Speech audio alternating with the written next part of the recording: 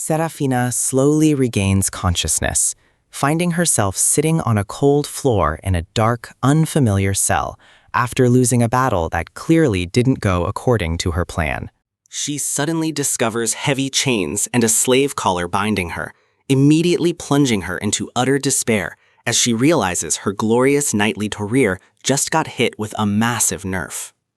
Her mind drifts back to the battlefield, recalling the grand clash where the brutal barbarian horde ambushed her forces, making her realize that their defensive strategy was low-key a total mess. Receiving grim casualty reports, Captain Serafina scolds her panicked troops and bravely steps to the front lines, trying to carry her team like a true pro gamer among NPCs. Surrounded by fallen comrades, she resolves to fight to the death, just as a giant barbarian general decimates her ranks, showing up with that terrifying final boss energy to ruin everything. The towering barbarian Veor massacres her knights with ease and mockingly challenges Serafina to a direct duel, basically telling her it's time to 1v1 or get out of the server. Accepting the suicidal challenge, she leaves her command and launches a fierce aerial assault followed by a grounded dash, hoping her main character plot armor actually kicks in this time. With her crystal helm and sword shattered, she begs for an honorable death, but Veor smirks and claims her alive, deciding that she's far too valuable to just delete. Back in the present, Serafina freezes in sheer terror in her cell, anticipating brutal interrogations and torture, while wondering if she can just Alt F4 out of this nightmare reality. Sweating in pure dread, she writhes on the floor while imagining the horrific public shame and degradation she'll face, which is definitely not the slay moment she wanted today. Her fear shifts to guilt as she realizes her sacrifice failed to save her knights, leaving her starving people without hope and her entire kingdom looking absolutely cooked and defenseless. Weeping endlessly in total defeat, her mourning is interrupted by the sudden approach of furry boots outside her cage, signaling that the dungeon's version of room service has finally arrived. A blank-faced servant girl ignores Serafina's frantic accusations, bluntly revealing she is there to prepare her for her master, making it clear that her life is officially a tragedy now. Serafina is tied in a cell, looking absolutely cooked, and starts preparing for torture, while Veor is watching from outside, making our girl mentally ready for the worst. Veor starts claiming her as treasure, which has Serafina confused by the treatment, especially after his refusal to kill her, and instead claiming her as the main prize. The maid begins cleaning her while remembering her reputation, even low-key praising her body shape while she's busy preparing a special prisoner for her master's creepy basement. Serafina's fear peaks as the knife is pulled, but she almost passes out from the sheer aura when Veor finally enters the cell to claim his reward. Serafina's mind drifts back to when life didn't suck, specifically when Commander Sidious appointed her as captain for the Eastern Expedition back in the past before departure. Sidious gives an invitation and basically forces Serafina to attend a mid-noble banquet in this flashback, because military duties apparently aren't enough for his social agenda. The view of poverty and starvation of commoners stands in stark contrast to the luxury lifestyle of nobles, making Serafina realize the system is just absolutely cooked.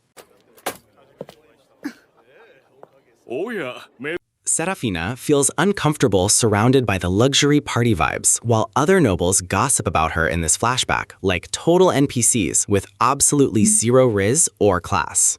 Serafina secludes herself on the balcony, but her peace is disturbed by a group of noble women in this flashback who clearly never learned to mind their business. These women tell rumors about the savagery of barbarians from the East in this flashback, unaware that their scary bedtime stories are about to become Serafina's harsh reality. Serafina defends her duty but gets hit with insults about woman's duty to marry in this flashback, so she straight up leaves the banquet in a mood. Serafina contemplates in the carriage while passing through the slums, comparing palace life and street reality in this flashback while realizing how delune her social circle is. Serafina easily neutralizes robbers with her main character energy, only to realize they are just farmers who are starving and desperate for just a single crumb of food. Serafina sincerely gives her jewelry to those poor people to survive in this flashback, proving she's a real one and not just another noble with zero actual empathy. Serafina watches them leave with a heavy heart and vows to win the war so she can protect the people from this endless cycle of social suffering. Serafina's prayer is interrupted when Sidious lectures her again, but at this end of flashback, everything starts twisting into a terrifying and surreal nightmare about her future. The nightmare about barbarian monsters stops once Serafina wakes up, but the real horror is finding a naked giant man next to her in that creepy basement cell. Serafina wakes up in a total panic and finds Veor by her side, then starts accusing him of being a creep because her memory is literally 404 not found. Serafina gets even more panicked hearing Feor's words and starts arguing with him, convinced her knightly honor has been totally cooked by this absolute unit of a general. Serafina starts imagining a dark future and tries taking the sword to die because she'd rather quit life than carry a mini Veor in her stomach, no cap. Serafina starts crying and begs Feor to kill her to restore her honor, looking like a total mess while asking for a permanent exit from this awkward situation.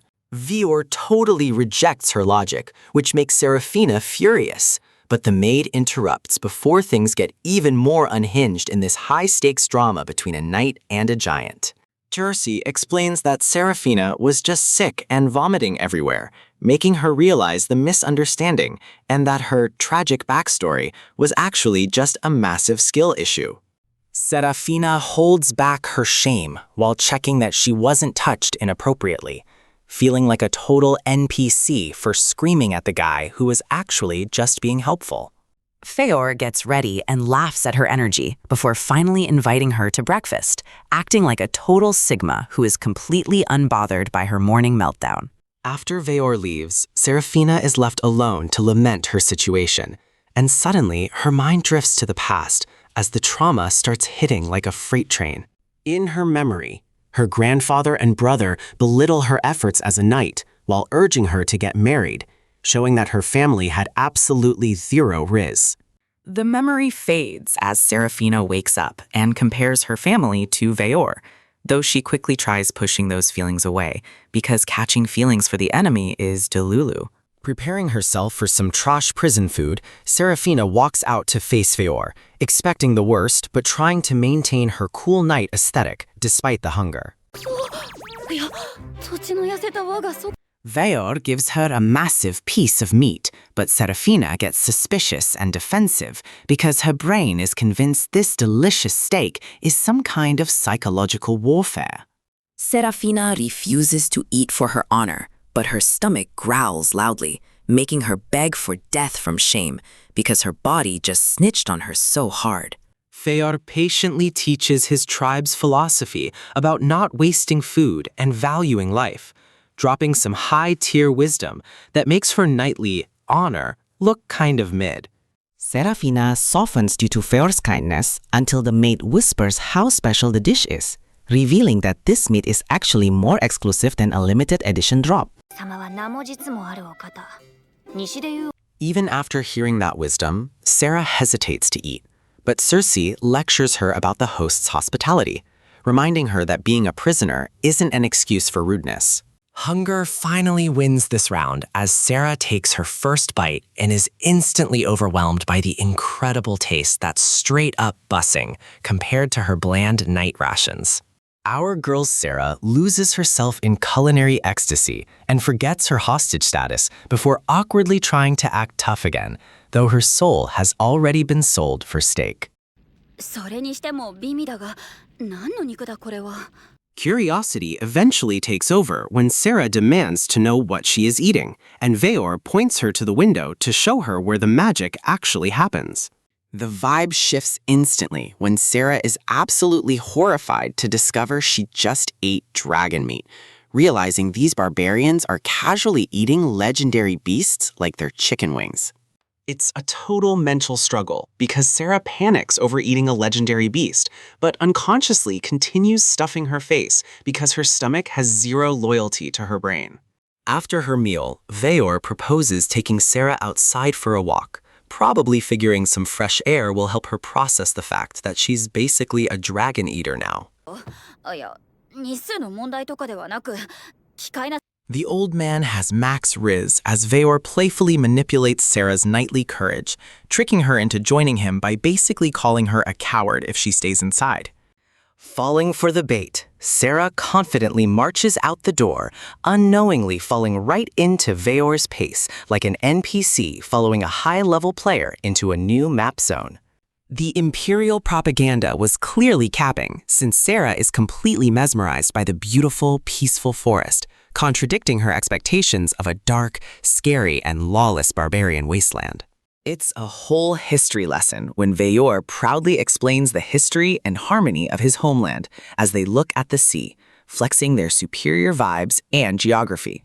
Despite her inner vows to hate the land, the pristine nature keeps eroding her bias, making her realize her own kingdom looks like a mid-tier starter town. Pure chaos ensues when Sarah panics at a wild dragon, but the locals treat the giant beast like passing weather, showing they are built different compared to her. Sarah's mind drifts back to her past as they arrive at a majestic waterfall, making Sarah painfully aware of her own homeland's poverty and lack of natural resources. The daydream shatters when faced with the undeniable beauty of the land.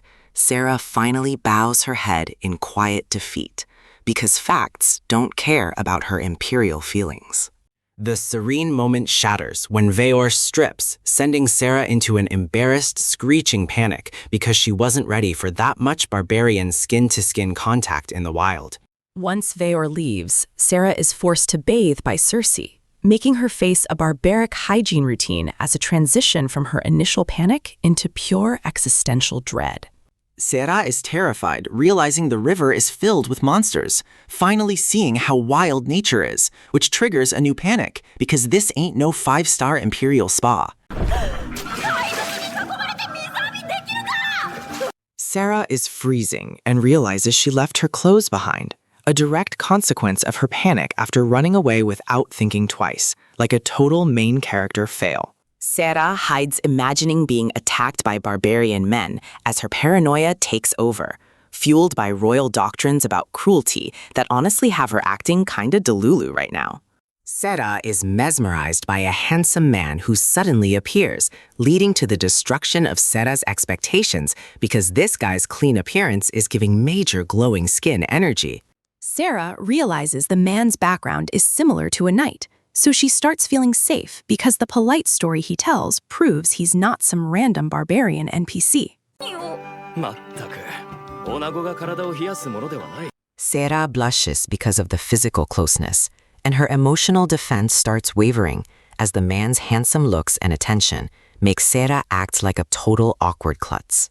Sarah is carried like a princess by that handsome man, completely losing control over the situation because the guy thinks Sarah is sick and needs a high-tier carry. Cersei reveals that the man is actually Feor in a comedy plot twist that destroys Sarah's illusion, exposing Feor's real identity and his secret clean-shaven elite race. Sarah scolds Veor after knowing the truth, trying to reclaim her moral authority just to cover up her attraction to the guy she was just low-key simping for. Feor's explanation about the patrol and the monsters around them reveals the truth behind her fear, showing Feor's protective intentions while he was low-key trolling her the whole time. Feor admits he enjoys Sarah's reaction and teases her, making their romantic dynamic more obvious, as Feor's honesty about his attraction leaves our imperial girl absolutely cooked. Sarah leaves while secretly admitting her attraction, a small victory for her romantic side, because Veor's handsome face finally managed to break through her stubborn Sigma personality. なぜだ Still disappointed by Veor's beard, Serafina arrives at the edge of the barbarian territory looking terrified as masked warriors spawn from everywhere and eagerly await a fight with her. The warriors bicker like toddlers over who gets to duel her, leaving Sarah standing there completely bewildered by how these supposedly scary dudes have such low-tier professional riz. Veor casually points out his entire hidden village like a tour guide, prompting Sarah to scold his military recklessness for revealing their top-secret location to a literal prisoner. Sarah explains how easily she could escape this place, but Veor simply laughs it off with pure amusement, as if she just told the funniest dad joke of the year. Veor leans in to flirt with peak confidence, causing Sarah to blush hard as unwanted, intrusive thoughts cloud her mind, while she tries to stay a cold, serious soldier. その話を蒸し返すな、大人げない。 As they walk, Veor straightforwardly declares his intention to marry her, leaving her utterly frustrated by his audacity, just as a massive mob appears to ruin the romantic vibes. Surrounded by a bloodthirsty mob of masked savages, Sarah braces for revenge while fully expecting to be lynched for her past actions against their people in the war. With a single roar from the big boss, the terrifying warriors instantly surrender their aggression and back off, leaving Sarah deeply puzzled by their absolute NPC-like obedience to him. Sarah learns they merely wanted a friendly sparring match, a concept completely alien to her military mindset that only understands total war and tactical destruction without any chill. To prove their pure intentions weren't cap, Veor orders them back, and they seamlessly part to create a path for their future queen like a bunch of loyal fanboys. 私は統制軍の筆頭騎士。 Her attempt to look intimidating backfires completely as the warriors openly weep in admiration of her strength, treating her like a literal idol instead of a dangerous enemy soldier. The bizarre praise turns into open discussions about her ideal genes, thoroughly flustering Sarah, while Veor proudly explains their philosophy on breeding the ultimate generation of super warriors. Moving deeper into the base, Sarah witnesses a village fully engaged in harmonious communal survival rather than war preparations, realizing her prejudice against them was actually a skill issue. After the weird genetics talk, Veor drops the knights off near a house to attend to elder business, leaving them to vibe in this surprisingly chill village. The situation gets awkward when Veor introduces Cersei to Aina as his future wife, causing a major glitch in the knight's brain, while Aina stays super hype. Before she can even protest, Aina enthusiastically inspects Cersei like she's rare loot and drags her inside the house without asking for a single bit of consent. Cersei expresses her anger at being manhandled, but Aina just apologizes and prepares to make tea, acting like she didn't just kidnap a high-ranking imperial officer. The tea party setup is intense, as the kids help prepare the tea and fire, displaying self-reliance that makes these little warriors look like absolute Sigma prodigies. 言ったんでさ、幼児なのに随分足腰がしっかり。 While the tiny workers carry logs, Ina stokes the fire and finally serves the prepared hot tea, looking way too peaceful for someone living in a wasteland. Still suspicious, Cersei hesitates, but then drinks the tea, finding it incredibly revitalizing. It's like her entire HP bar just got a massive buff from one single sip. As the vibes improve, Sarah explains the tea's sacred origin, while Cersei eagerly accepts a refill, completely forgetting she was supposed to be a scary, cold-hearted conqueror. While enjoying the peace of the home, Cersei starts asking questions about the missing husbands, noticing the lack of adult men around this cozy little fireplace. だいぶ前に死んじゃって。 The mood drops instantly when Aina explains the battlefield death of the village men, forcing Cersei to grapple with massive guilt since her own army caused it. Unable to maintain her cold exterior any longer, Cersei breaks down in front of the child, her warrior pride completely crushed by the weight of her sins. In a desperate moment, Cersei offers her life for revenge, but Aina just laughs off the bloody concept, choosing forgiveness over catching another body for no reason. Pikiran Aina melayang ke masa lalunya as she recounts her only sorrow, that her son won't remember his dying father, reliving the tragedy that took her husband away. 何よりこの子さ Lamunan ito buyar saat Aina explains that constant death by monsters and war is just their accepted fate, showing off a mindset that's literally built different. Cersei marvels at their tranquil mindset despite the hardships, but her moment of reflection is cut short, just as danger closes in on the village from above. The peace is officially over when a dragon attack suddenly shatters the peace, with Tsukuba Keishi showing up to ruin everything by collapsing the house entirely in flames. The dragon Tsukebikeshi crashes into the house, causing widespread panic and intimidation, especially when this threat appears as the dragon attacks suddenly, proving that village safety is officially a myth. Sarah and Cersei realize the dragon was attracted by the smoke and start an evacuation since the monster came because of the smoke, making Sarah feel dumb and act immediately. Sarah rejects the villagers' sacrificial mindset when a baby draws the monster's attention, and though villagers are resigned to sacrifice, Sarah chooses to fight because she's got that Sigma grindset. Sarah boldly declares her true identity and charges the dragon with a makeshift weapon to protect the villagers, proving she's no NPC as she takes the initiative to attack head-on. Sarah lands a strike and evaluates the monster's weakness, then vows to protect the villagers as her confidence increases to hold the monster alone while everyone else is absolutely cooked. Sarah forces Cersei to escape while drawing the monster's attention, focusing on baiting the dragon so Cersei and the villagers escape. Honestly, she's hard carrying this whole village right now, for fur. Soldiers arrive and lasso the beast just as Veor decapitates it, because Sarah held the dragon long enough for reinforcements to arrive and kill it, ending that overgrown lizard's whole career. Veor leads the cleanup, but notices the head count is off by 1, realizing the soldier count is wrong, which creates a huge danger for the hero left behind in the woods. セラさんが私たちを逃がすために音にで As Veo rushes to help, Sarah is unable to outrun the dragon and confronts it because the dragon's speed is superior and her escape tactic fails. Talk about a major skill issue. Sarah's weapon breaks on impact, leaving her defenseless as she flashes back to people saved, right after her iron stick breaks, and she loses her only survival tool, RIP gear. Sarah calmly accepts her imminent death, but Veor paralyzes the beast with his voice, proving Veor's timely arrival stops the deadly execution. Now that's a literal legendary shout, no cap.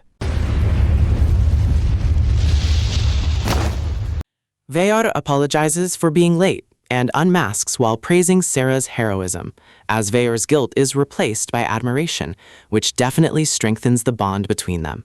Total main character energy. Overwhelmed, Sarah drops her tough exterior and sobs because the danger ended and her adrenaline drops. The end of fatal danger triggers the release of trauma. She's low-key real for that. Veor smiles warmly at her vulnerability while Cersei watches the resolution. Seeing Sarah cry as a human breaks the barriers of enmity. They're basically a squad now, honestly.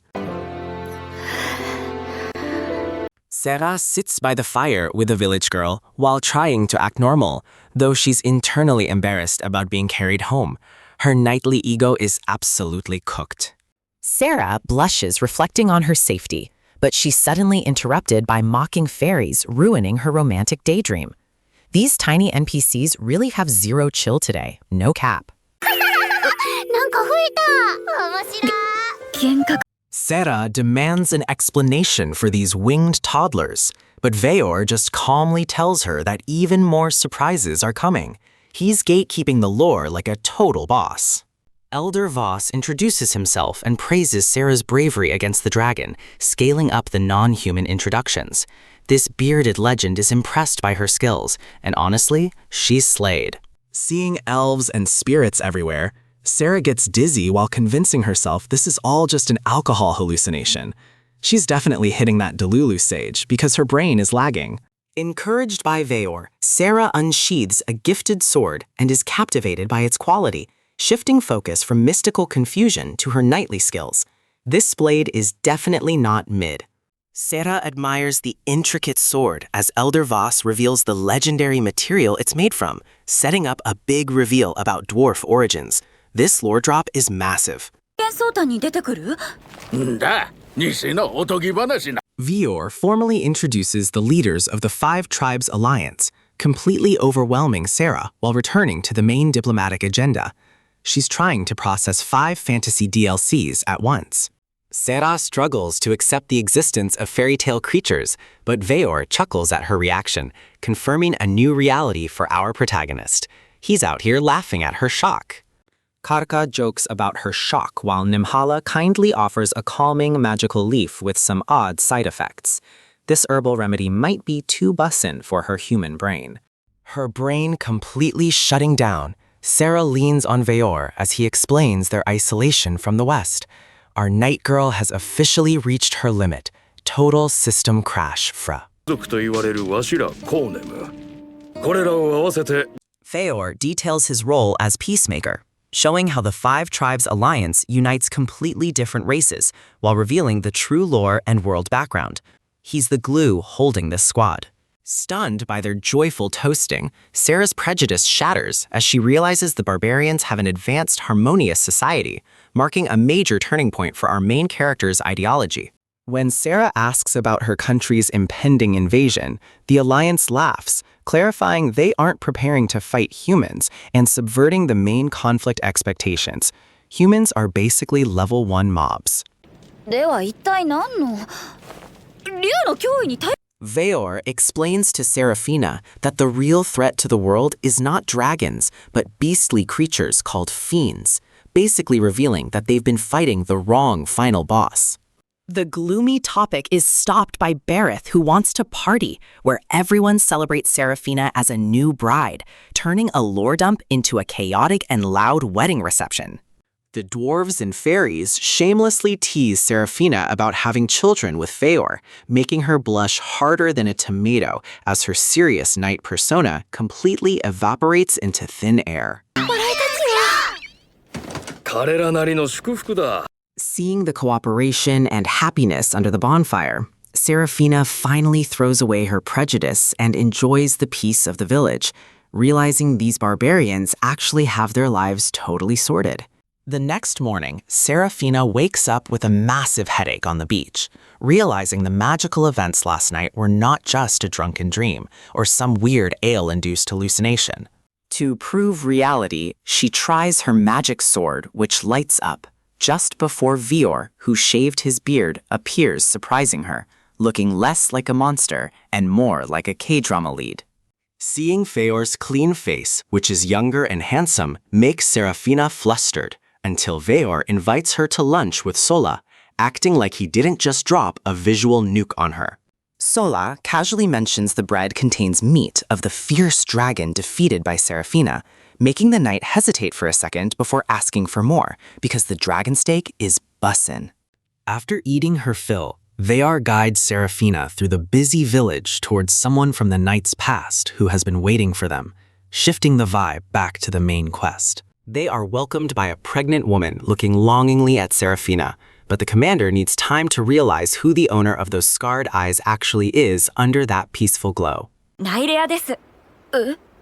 私、4年前と Pikiran Seraphina melayang ke masa lalunya, di mana 4 years ago, Nailea was a loyal knight riding a horse under Seraphina's command against a monster invasion, back when things were brutal. Lamunan itu buyar saat the dark past ends when Veor fatally injures Nailea, but Seraphina screams in panic, realizing her former colleague is alive and well in the present day. Even more shocking, the knight strokes her belly, explaining proudly she is pregnant with her second child in the barbarian world, proving that these monsters are actually pretty wholesome husbands.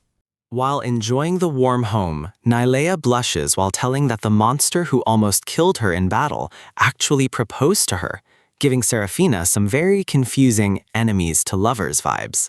With her past as a knight destroyed into memory, this new life invites Serafina to question how strong the hierarchy is of Veor among the tribes after seeing everyone roast him. だと聞くが、駒使いにして大丈夫なのか? Nylia reveals Veor's real age is basically prehistoric, leaving Serafina completely shocked that she was almost defeated by a literal fossil who probably forgot to retire. The chaos continues when Nylia exposes Serafina's older age too, making Veor laugh like a maniac while Serafina gets super annoyed by the sudden lack of respect. Feeling himself, Velor smoothly flirts with some questionable Riz, causing Serafina to seriously draw her sword and reject him because she's definitely not into that Delulu energy. Seeing her sharp response, Veor suddenly bows and formally apologizes for his arrogant attitude, proving that even a legendary monster can learn some basic manners when threatened. Nylia analyzes their duel with 200 IQ logic, making Veor admit he only won due to his weapon being a total pay-to-win cheat code against her skills. ありえない。なのに、ベイオル君は The flashback shows Veor breaking Serafina's sword using brute force, validating his humble confession that he basically gear-diffed her instead of actually outplaying her in combat. Nylia's teasing makes Veor blush hard like a shy rom-com protagonist, which unexpectedly flusters Serafina too, as she realizes this beast is low-key a softie inside. The sweet moment is paused when Vidal returns home, bringing their daughter for a warm hug that radiates pure, wholesome energy and makes everything feel peaceful for once. Seeing the happy family triggers a dark flashback of Serafina's endless, bloody wars, reminding her that her past life was nothing but a constant cycle of unnecessary violence. な顔している。いいな。Serafina freezes in panic as Vidal cheekily compares her and Veor to newlyweds, forcing them outside to escape the embarrassment of being shipped by a random dad. Under the night sky, Serafina expresses deep remorse for fighting the tribes blindly without understanding them, realizing her entire knightly duty was actually just a massive L. Serafina mengakui her terrible guilt over past massacres, finally shedding her prejudice and accepting his people as human beings instead of just targets to be eliminated. However, she solemnly rejects his proposal to fulfill her country's duty and forge real peace, choosing to fix the mess she helped create back at her home. But in a vulnerable moment, she admits she wouldn't mind being with him eventually, leaving Velor overjoyed because he finally secured that enemies to lovers win. While things were getting spicy for our main duo, Malseus's squad is low-key sneaking through an eerie forest, completely ruining the peace of the village like a group of toxic griefers. Turns out the source of fear for these supposed tough guys was just a tiny deer passing by, proving these soldiers have zero aura and are basically scared of a Bambi variant. ですが、マルシアス従軍司祭、一度補給をせねば。Malseus immediately scolds his men for being NPCs and tells them not to run away, while showing off a secret compass as a glowing guide for their main quest tonight. That magic artifact finally locks onto their main target, leading this whole group of villains straight toward the seaside village like they're following a cursed GPS for a high-level raid. While they're plotting, Lady Serafina is bored out of her mind and lets it out by chopping firewood using her instant sword skills like she's playing a real-life VR fruit ninja. Watching her go ham, Cersei concludes that Serafina's habit is just because she misses military routine like in the capital, since living as a civilian is clearly a mid-tier experience. Pikiran Serafina melayang ke masa lalunya saat ia defends herself about house chores because her scary-faced grandfather was so intimidating that the servants didn't dare ask her to clean anything. Master Veo decides to help by inviting her to a mass duel, and Serafina, not feeling right about rejecting so many challenges, agreed while blushing like a total anime protagonist. To keep this fair fight actually interesting, Veor tells Cersei to run and grab the armor, specifically her original equipment, so she can flex her full legendary knight riz for everyone. Cersei is proud of how she cleaned the bloodstains, but Serafina felt a bit off seeing a village kid understand how to maintain such a complex piece of magical armor so easily. Shaking off her suspicion, she uses a magic spell to suit up instantly and walk out to officially introduce herself as the legendary knight, the one and only Crystal Helm. そう慌てるな。 Seeing their energy, Serafina laughs at the chaos before the little green fairy, Viewfamek, starts orbiting the area to act as the official host for this impromptu beatdown competition. Raham opens the match by rushing blindly with maximum ego, but Serafina simply parries his weapon and has him knocked out face down in like 2 seconds. Absolute NPC behavior. Raham's father jumps in demanding justice, but he uses the same bad fighting style and gets clapped immediately, leaving Serafina feeling incredibly disappointed by this entire bloodline's lack of skill. Saddle starts thanking her because she once defeated a monster that almost ate his brother, but seconds later, the man is masked up and ready to kill with zero chill. That heroic and respectful attitude didn't save him because Sero got slaughtered instantly, and his tragic defeat completely destroyed the morale of the remaining troops, who realized they were cooked. Back to the present, Serafina and Feor engage in a wooden sword sparring match that's high-key intense, mostly because Serafina was bored and decided to challenge Master Feor for real. Meanwhile, Tefyu explains to a boy how willpower determines the strength of physical beings, since the audience was curious about the lore and the specific mechanics of willpower magic here. The match ends in a draw, and they start chatting casually, mostly because their wooden weapons got absolutely obliterated, making it so the fight could no longer continue further. Their relaxation is interrupted by a panicked old messenger, right after they realized nobody actually won and were trying to return to a peaceful vibe before getting jump-scared by bad news. Hearing the dragon threat, Serafina and Feor start scouting the woods because the reports of an unnatural dragon threat were sus enough to make them rush into the forest immediately. They analyze old reports and the patterns of illegal dragon hunting, realizing dragons usually avoid humans, which makes Serafina suspicious that there's some foul play going on behind the scenes. Back to reality. Feor readies his squad just as the Morasubari dragon appears from the dark, having realized the beast is being hunted, so he quickly prepares a defensive formation. After the battle, the dragon is dead and the troops pack up their gear, especially since the monster was successfully restrained by ropes, giving Serafina the perfect opening to finish it. While inspecting the massive carcass, Vare explains the six-legged anatomy, taking advantage of the giant remains to give a quick educational lecture on dragon biology like a total nerd. The lesson gets cut short when a soldier finds a weird wound, noticing an anomaly on the carcass that shifts everyone's focus from a biology class straight into a full-blown investigation. ああ、通常役ならば Realizing this was the work of high-level foreign mages, they start brainstorming for culprits, because the lack of soot proves this was caused by some top-tier elite magic from outside. Serafina connects the clues to a Western religious order abusing healing miracles, knowing this magic isn't local, as she suddenly remembers her old enemies and their sketchy vibes. Connecting the missing pieces, their forest investigation is suddenly interrupted by Tefyu. The tiny fairy brings grim news about reckless magic being used nearby, triggering a looming blight. Hearing that a blight is imminent, Feor immediately springs into action like a total Chad. He commands his troops to gear up and brace themselves for the worst-case scenario.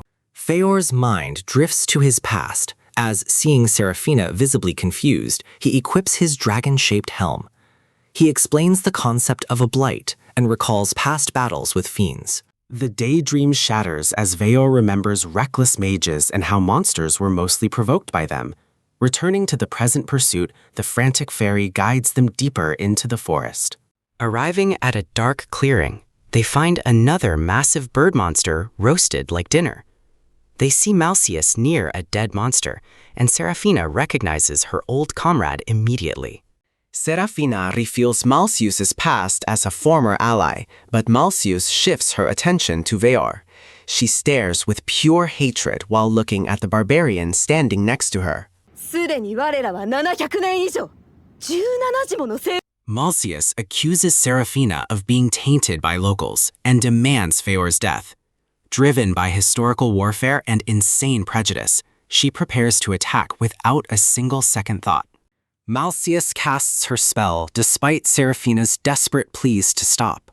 Seeing the blast intercepted by Veor, Serafina realizes this exact magic caused the dragon's wounds earlier in the day.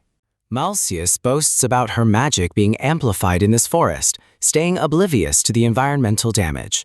Finally, Veor reprimands her for ecological damage and for being a total parasite. Veor tries to negotiate for Serafina's sake and offers to bring her back home safely. However, Malseus rejects it violently, calling him a filthy barbarian with zero riz.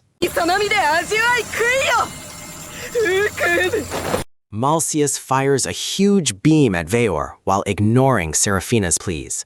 The blast hits him directly, causing an explosion and making the crazy priestess think she won the battle. Veor survives without a scratch as the smoke clears from the blast, shocking Malseus. This man is just built different, and his survival is now escalating the tension further. Malseus is disgusted by Serafina siding with Veor when the knight rushes forward to stop him. Losing her mind completely, she forces her magic like a total delusional NPC. The land's essence is violently drained when a massive purple vortex appears.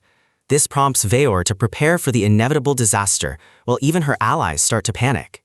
The spell backfires on her, grabbing Malseus with tentacles and pulling her in. Veor stops Serafina from saving her, while the nun still blames him for the attack. Veor confirms the situation is hopeless and restrains Serafina from rushing in. The fiend fully swallows Malseus while Veor is just declaring that the living disaster is here. A colossal fiend completely dominates the area with multiple glowing red eyes, leaving Serafina in pure horror while scanning the forest for prey. Looks like she is officially cooked. This fiend monster suddenly spawns like a bad lag, instantly kidnapping Malseus in front of everyone, making Serafina panic as she realizes their situation just went from mid to absolutely cooked. The brave knights try to save him, but have zero riz, getting easily slaughtered as the monster's deadly tentacles turn them into absolute fodder within seconds. No cap, that is just tragic. While Malseus' soul is being absorbed like a forbidden smoothie, he is forced into nostalgia, making Veor finally decide to take action before this whole party gets wiped by the creepy boss. Her successful slash saves Malseus, but Serafina unfortunately becomes the next victim, getting trapped by the monster because she forgot to check her 6. Talk about a massive L, for real. Veor saves Serafina with his absolute unit of a roar, and surprisingly, the tribal warriors are finally willing to help her. It's giving enemies to besties energy, and we are here for it. Seeing the sincerity of her old enemies, Serafina's emotional defense collapses as she finds a new conviction to fight together with this random group of legendary Sigmas. Teamwork makes the dream work, fam. After some quick strategizing, the monster's protective shell opens, revealing a horrifying core that is finally ready to be destroyed by Serafina's ultimate main character energy. It is time to finish this NPC. With the beast warriors holding the tentacles like absolute chads, Serafina goes airborne and ends this monster's career by stabbing the fiend's core with a savage finish. She absolutely ate that. After the monster is destroyed, Serafina catches Malseus before fainting from exhaustion. She eventually wakes up in a cage, probably wondering where the 5-star service went. Welcome to prison, I guess. Finding himself imprisoned without his shiny, holy artifacts, Malseus explodes in curses like a toxic lobby player, while Veor just looks confused at this priest's massive saltiness. Bro needs to chill, fra. Fed up with the noise, Vior calls Serafina over, making her feel deeply embarrassed by the priest's non-stop racism. She really wishes she could mute this man's dialogue right now. Pure cringe. Serafina finally regains her composure and boldly declares that she is no longer seeing the beast tribes as enemies. Honestly, she's the only one here with actual brain cells and character development. She starts explaining that the very warriors he hates actually saved his life, completely shattering his pride and leaving him in a state of pure emotional damage. Facts don't care about your feelings.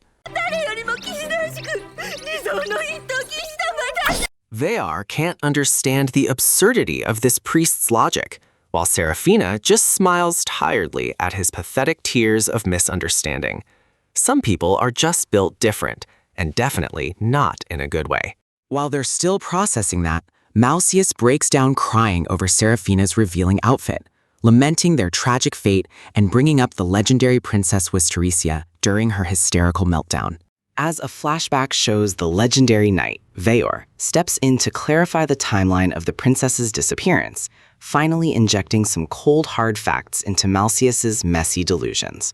Veor casually ignores her tantrum, staring with glowing eyes like a true main character before dropping the ultimate bombshell about his lineage that leaves everyone absolutely shook. Serafina admits she would have been just as skeptical, but she uses local traditions to explain why Veor's story is actually plausible, even if it sounds low-key insane. When teased about Veor's romantic proposal, Serafina gets incredibly flustered and fiercely defends her noble duty to distract from the fact that she's currently blushing like a tomato. Using logic to convince her stubborn friend, Serafina thinks back to 20 years ago with deep melancholic nostalgia, remembering the legendary hero who was once her absolute idol. Just as Serafina hopes she is alive, a tremendous aura suffocates the room as a voluptuous woman formally introduces herself, radiating that heavy final boss energy. Upon locking eyes, the woman completely breaks her formal character, causing tears of joy to stream down Serafina's face as she realizes her childhood hero is actually standing there. The emotional reunion quickly turns chaotic as Resia pulls Serafina into a suffocatingly physical hug, showing her true wild colors and a complete lack of personal boundaries. A hilarious bickering match ensues as Wisteria begins probing into her son's romantic progress with extremely inappropriate questions that have Veor low-key dying of embarrassment right now. Veor completely loses his cool while his deepest secrets are aired out, as Malcius hesitantly asks if this chaotic woman is genuinely their revered and supposedly holy saint. Wisteria ruthlessly mocks the religious order that worships her, completely dismissing Malcius's frantic defense of their sacred history with some top-tier savage energy and zero respect. Brushing off the historical debate, Veor rallies everyone to head outside as Wisteria praises their recent massive hunt, finally getting the squad moving toward the big celebration. Arriving at the beach, they find a vibrant festival with villagers feasting and a solemn ritual being led in front of the giant dragon skull to honor their victory. While the festival vibes are high, Serafina watches the village process the fiend into meat and reflects on their pragmatic survival customs. Observing the aftermath, she realizes the village can now harvest it for food. Serafina eagerly eats the grilled meat and is completely blown away by its incredible taste. No cap. Truly embracing the village life, she fully enjoys the delicious barbarian feast like a total queen. As Veor explains the economic value of the fiend's meat, Wisteria approaches with a special drink. Transitioning from eating to drinking, he shows how preserving the meat ensures their economy stays bussin' all winter. Despite Wisteria's warning about the local booze, Serafina continues to gorge herself on the food and strong quartz wine. She's really letting her guard down completely, turning into a total party animal. Malcius is horrified by Seraphina's behavior and vehemently rejects the meat offered to her. Her stubborn religious pride is peak NPC behavior, so she initially refuses to eat the barbarian food, acting all high and mighty. Eventually overcome by starvation, Malcius devours the meat and reluctantly admits that it tastes incredibly good. It's hilarious how her basic survival instincts override her religious pride the moment her stomach starts growling for real. Suddenly, Malcius suffers a total emotional breakdown, wailing over the guilt of leading her knights to death. Back to the present, she's confronting her immense guilt and blames herself entirely for the knight's brutal demise. Meanwhile, Seraphina sits peacefully by the lake with Wisteria, expressing her sheer joy at finding her alive. During their intimate conversation, Seraphina pours her heart out to her childhood hero like a total fangirl. Wisteria casually reveals that Seraphina's golden choker is an engagement symbol from Veor, sending Seraphina into a panic. This culturally significant revelation explains that the village adopted chokers instead because rings are hazardous in battle. Wisteria begins a history lesson on how the village's blunt courtship methods actually unified former enemies. Exploring the history of the barbarian village, she explains that their customs are deeply practical and direct for survival. Wisteria concludes that the entire village is of mixed blood, explicitly blessing Veor's courtship of Seraphina. Ending the flashback, she gives her maternal approval and encourages her to give Veor a chance to riz her. Seraphina admits she feels guilty about pursuing her own happiness while carrying heavy duties as a noble knight. Her internal conflict between duty and personal desires means she cannot accept personal joy easily without overthinking. Wisteria lightens the mood, saying that figuring out her own happiness can be as simple as enjoying good food. Easing the tension, Wisteria uses the recent feast as a simple example of finding joy in life. Later, Seraphina deeply reflects on her life alone by the pier until Veor interrupts her and kneels down. This quiet moment of reflection is interrupted because she needs time alone to process her feelings for him. Veor ominously announces that tomorrow is the Great Cleansing and promises to reveal a massive secret about their lands. In this final cliffhanger setting up the next arc, Seraphina is ready to learn the ultimate truth.